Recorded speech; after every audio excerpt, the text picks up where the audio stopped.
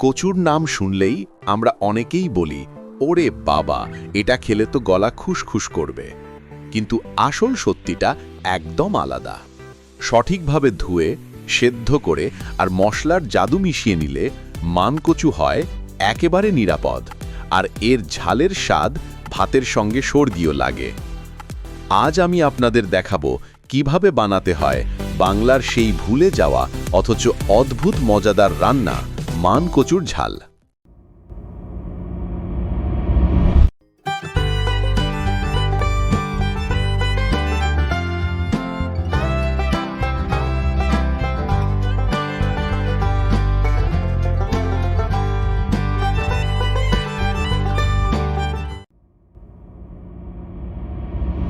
চলুন তাহলে দেখে নেওয়া যাক আজকের রান্নার জন্য আমাদের কি কি উপকরণ লাগবে। প্রথমেই লাগবে মানকচুর রুট, প্রায় 400 গ্রাম। এই পরিমাণে সহজেই 2-3 জনের জন্য রান্না হয়ে যাবে। নুন প্রায় 1.5 চা চামচ বা স্বাদ মতো দিতে হবে। মনে রাখবেন, নুন ব্যবহার হবে দুবার, একবার মানকচু সেদ্ধ করার সময়, আরেকবার ঝাল রান্নার মূল ধাপে। এরপর লাগবে হলুদ গুঁড়ো 1 চা চামচ। এটি মানকচুর কষ কমাবে আর রান্নায় আনবে সোনালি রং। তারপর প্রয়োজন হবে কাশ্মীরি লঙ্কার গুঁড়ো 1 টেবিল চামচ মতো। এটি শুধু ঝালই দেবে না, তরকারিতে আনবে এক দারুণ লালচে রং। এরপর দিতে হবে গোলমরিচ গুঁড়ো 1/2 চা চামচ। এটি ঝালের গভীরতা বাড়াবে এবং স্বাদকে আরও সমৃদ্ধ করবে। এরপর লাগবে সর্ষের তেল, প্রায় 2 টেবিল চামচ। সর্ষের তেল হলো বাংলার রান্নার আসল প্রাণ। এই তেলের ঝাঁঝ ছাড়া মানকচু ঝালের স্বাদ একেবারেই পূর্ণ হবে না। তারপর প্রয়োজন হবে জল, প্রায় 2 কাপ, প্রায় 500 মিলি মতো। এই জল দিয়েই তৈরি হবে ঝোল, আর মশলার স্বাদ ছড়িয়ে পড়বে প্রতিটি মানকচুর টুকরোয়। সবশেষে লাগবে কাঁচা লঙ্কা, 2 থেকে 3টি।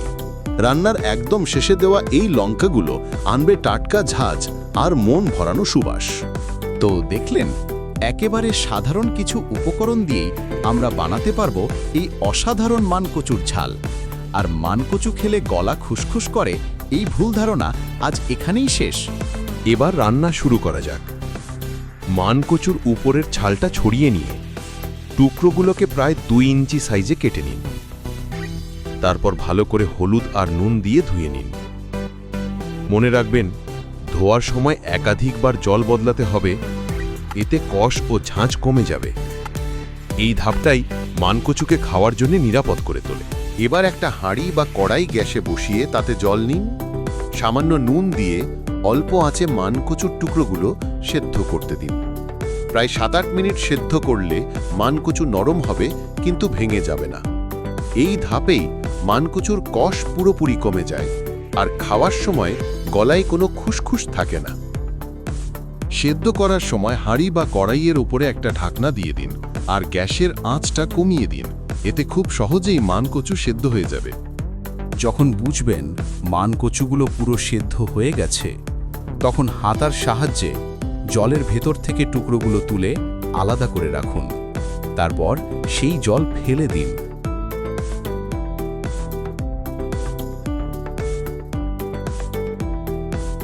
এবার কড়াইতে সর্ষের তেল ঢেলে দিন। তেলটা ভালোভাবে গরম হতে দিন। তারপর মানকচুর টুকরোগুলো তেলের মধ্যে ছাড়ুন। ভাজার সময় খুব সামান্য পরিমাণ নুন দিন।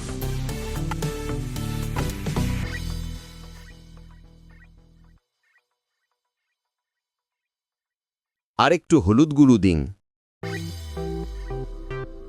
টুকরোগুলোকে ভাজুন যতক্ষণ না হালকা সোনালি রং আসে। ভাজা হয়ে গেলে কচুর স্বাদ আরও গভীর হয়ে ওঠে।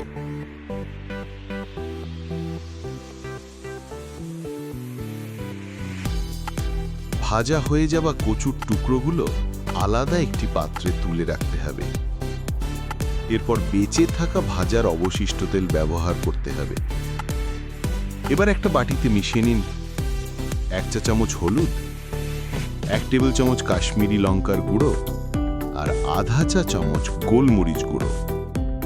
অল্প জল দিয়ে মিশিয়ে নিলেই তৈরি হবে ঝালের মশলার বেস। মশলার মিশ্রণটা কড়াইতে দিয়ে দেব, সঙ্গে নুন স্বাদ মতো। যখন মশলাটা ঢালবেন তার আগে আঁচটা মিডিয়াম থেকে লো রাখবেন, না হলে মশলাটা পুড়ে যেতে পারে। তারপর একেবারে স্লো আঁচে করে একটা ঢাকনা দিয়ে 10 থেকে 15 সেকেন্ড ঢেকে দিলেই দেখবেন তেলটা ছেড়ে গেছে। আসল কাজটা হয়ে গেল। এবার ভেজে রাখা মানকচুগুলোকে কড়াইতে তেল ছাড়া মশলার মধ্যে দিয়ে দিন।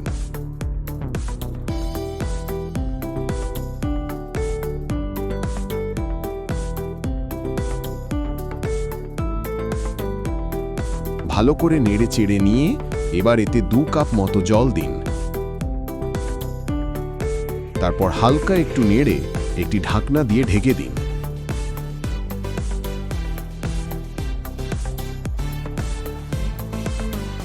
মানকচুর পাতায় রয়েছে vitamin C, vitamin A, folate ও ক্যালসিয়াম। এগুলো ছাড়াও এতে আছে শক্তিশালী অ্যান্টিঅক্সিডেন্ট যা রোগ প্রতিরোধ ক্ষমতা বাড়াতে সাহায্য করে। পাতায় অক্সালিক অ্যাসিড থাকলেও রান্নার মাধ্যমে এর পরিমাণ অনেকটাই কমে যায়। গবেষণায় দেখা গেছে 18 ঘন্টা ভিজিয়ে রাখলে 26% এবং সেদ্ধ করলে 36% অক্সালেট কমে যায়। এছাড়াও পাতায় থাকা বিটা ক্যারোটিন চোখের স্বাস্থ্য রক্ষায় সহায়ক। শেষমেশ এতে থাকা স্যাপোনিন ও অ্যালকালয়েড লিভারের সুরক্ষায় গুরুত্বপূর্ণ ভূমিকা রাখতে পারে। এবার 2-3টে গোটা কাঁচা লঙ্কা দিয়ে দিতে হবে। এতে একটা দারুণ গন্ধ অ্যাড হবে রান্নাটাতে।